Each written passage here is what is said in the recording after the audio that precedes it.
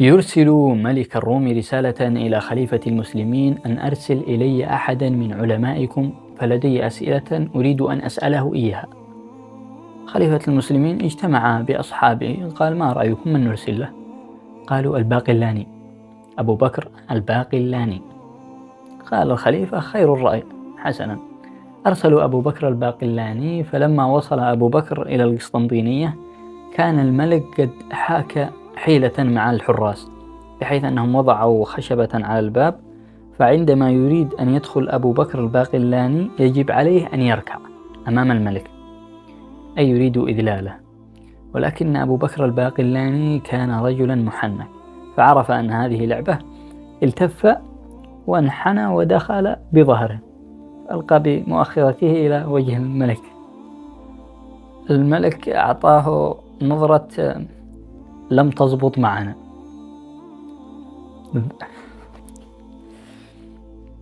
المهم قال له الملك: كيف الحال وما أخبارك وأهلا بك، أريد أن أسألك سؤالا. قال الباقلاني: تفضل. قال: أكان يقاتل نبيكم في المعارك؟ قال الباقلاني: نعم.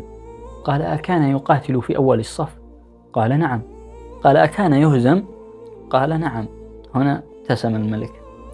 قال: أنبي ويهزم؟ قال الباقلاني: أصلب عيسى؟ قال الملك: نعم. قال: أإله ويصلب؟ الملك سكت هنا. قال: حسنا دعنا من هذا السؤال، سوف أسألك سؤالا آخر. قال: أنشق القمر لمحمد؟ قال الباقلاني: نعم. قال: أكنتم لمفردكم أو لوحدكم في هذا العالم؟ ألم يكن هناك أناس آخرون يوصل لنا هذه الأخبار؟ قال الباقلاني: أنزلت المائدة على عيسى؟ قال الملك: نعم. قال: أكنتم لوحدكم في هذا العالم؟ ألم يكن هناك أحد لينقل لنا هذا؟ سكت الملك ولم يتكلم. هنا قفز الوزير، كان بجوار الملك. قال: أريد أن أسألك سؤالا، هل تسمح لي أيها الملك؟ يسأل الباقلاني. قال الملك: تفضل. قال: أنتم أيها المسلمون عنصريون؟ قال الباقلاني: وكيف ذلك؟ قال: أنتم تتزوجون النصرانية وتتزوجون اليهودية، ولا تسمحون لنسائكم بأن يتزوجن اليهودي والنصراني.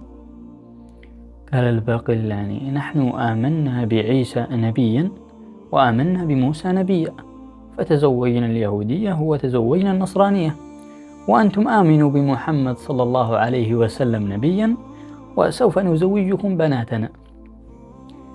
هنا سكت الوزير وأعطوه نظرة أين نذهب منك؟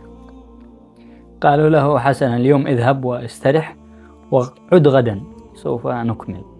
قال الباقلاني: حسنا. ذهب واستراح وعاد في اليوم التالي، ولكن في اليوم التالي كان هناك رجلا بجوارهم ويحمل عصا وبها الصليب، وكان أحدا من علمائهم، أي أنه أكبر علمائهم. دخل على الملك الباقلاني وقال له الملك: تعرف على هذا أكبر علمائنا فلان بن فلان. الباقلاني قال: أهلا وسهلا، كيف حالكم وكيف الأهل وكيف الأولاد؟ الملك غضب، قال: ماذا تقول؟ كيف تسأل هذا السؤال؟ علماؤنا منزهون عن الزوجة ومنزهون عن الولد، فكيف تسأل هذا السؤال؟ قال الباقلاني: سبحان الله، تنزهون علماؤكم عن الزوجة وعن الولد وتقولون أن لله زوجة وولد سبحانه وتعالى. هنا سكت الملك لم يعرف ماذا يقول. سأله سؤالا أخيرا، قال: حسنا، سوف أسألك سؤال، ماذا تقول عن زوجة نبيكم؟ يقصد عائشة رضي الله عنها في حادثة الإفك. قال: امرأتان اتهموهما بالزنا، الأولى اتهمها اليهود بالزنا والأخرى اتهمها المنافقون، واحدة عائشة والأخرى مريم. قال: عائشة اتهموها بالزنا ولم تلد، ومريم اتهموها بالزنا وولدت ولا زوج لها، مع أنهما مبرأتان عندنا.